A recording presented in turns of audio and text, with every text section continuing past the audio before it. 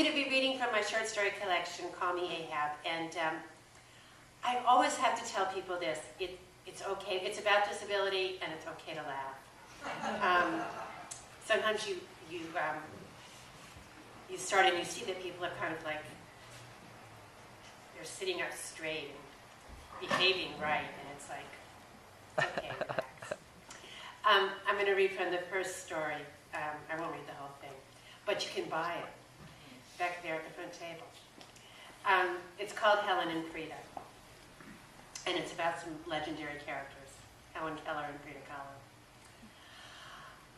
I'm lying on the couch, downstairs in the TV room in the house where I grew up, a farmhouse with sloping floors in upstate New York. I'm 9 years old. I've had surgery and I'm home, my leg in a plaster cast. Everyone else is off at work or school. My mother recovered this couch by hemming a piece of fabric that she bought from a bin at the Woolworths in Utica. Bargains, bargains, bargains, remnants priced as marked, and laying it over the torn upholstery. Autumn leaves, carrot, jaundice, brick, drift sluggishly across a liver-brown background. I'm watching the $1 Million movie on our black and white television. Today, it's Singin' in the Rain. These movies always make me think of the world that my mother lived in before I was born. A world where women wore hats and gloves and had cinched waist suits with padded shoulders as if they were in the army. My mother told me that in The Little Colonel, Shirley Temple had pointed with her finger and said, "As red as those roses over there." And then the roses had turned red, and everything in the movie was in color after that. I thought that was how it had been when I was born. Everything in the world becoming both more vivid and more ordinary, and the black and white world, the world of magic and shadows, disappearing forever in my wake. Now it's the scene where men in blue jean coveralls are wheeling props and sweeping the stage. Carpenters shouldering boards, moving behind Gene Kelly as Don Lockwood, and Donald O'Connor as Cosmo. Cosmo is about to pull his hat down over his forehead and sing, "Make 'em Laugh," and hoof across the stage, pulling open a door only to be met by a brick wall, careening up what appears to be a lengthy marble-floored corridor, but is in fact a painted backdrop.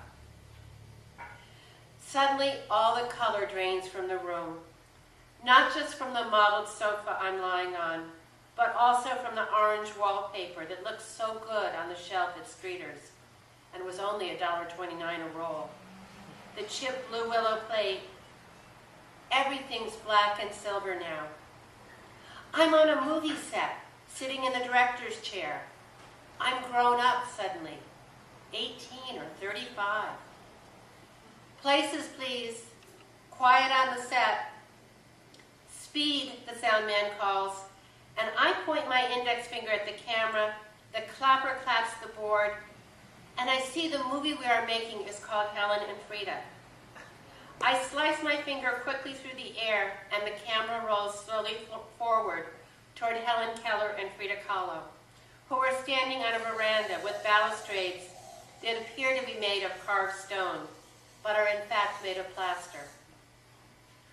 The part of Helen Keller isn't played by Patty Duke this time. There's no miracle worker wild child to spunky rebel in under 100 minutes. No grainy film stock. None of that Alabama sun that bleaches out every soft shadow, leaving only harshness, glare.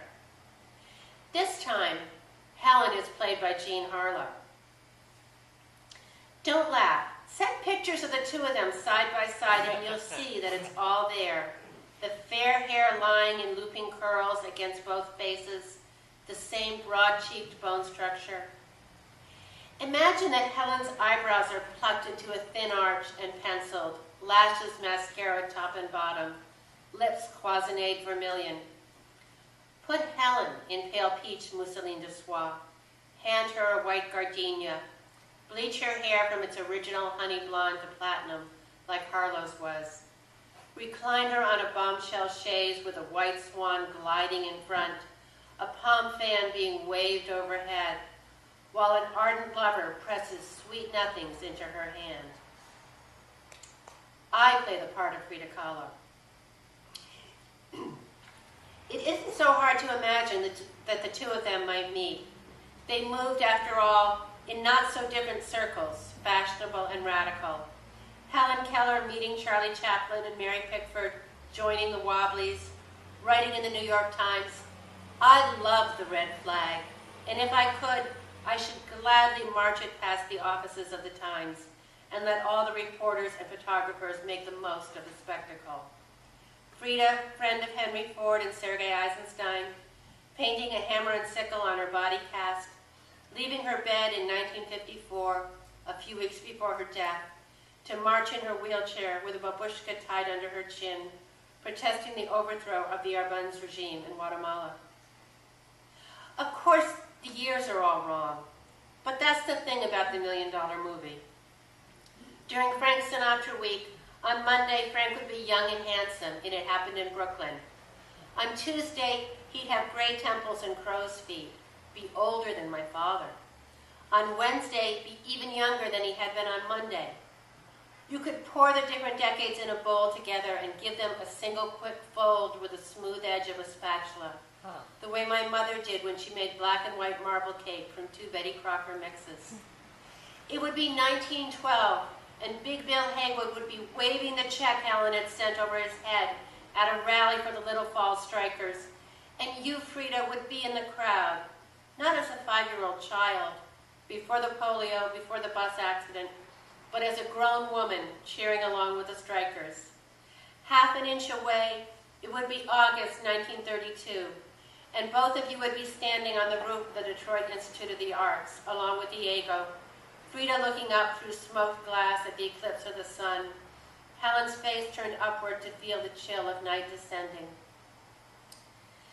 Let's get one thing straight right away. This isn't going to be one of those movies where they put their words into our mouths. This isn't Magnificent Obsession. Blind Jane Wyman isn't going to blink back a tear when the doctors tell her they can't cure her after all, saying, "And I thought I was going to be able to get rid of these," gesturing with her ridiculous, rhinestone-studded cat's eye dark glasses. And we think, really, Jane? She's not going to tell Rock Hudson she can't marry him. "I won't have you pitied because of me. I love you too much." And "I could only be a burden." And then disappear until the last scene when, as she lingers on the border between death and cure, the only two acceptable states, Rock saves her life and her sight, and they live happily ever after. It's not going to be a patch of blue. When the sterling young Negro hands us the dark glasses and, in answer to our question, "But what are they for?" says, "Never mind, put them on. We're not going to grab them, hide our stone Medusa gaze, grateful for the magic that's made us a pretty girl." This isn't Johnny Belinda. We're not sweetly mute, surrounded by an aura of silence. No, in this movie, the blind women have milky eyes that make the sighted uncomfortable. The deaf women drag metal against metal, oblivious to the jarring sound, make odd cries of delight at the sight of the ocean, squawk when we are angry. Thank you. Wow.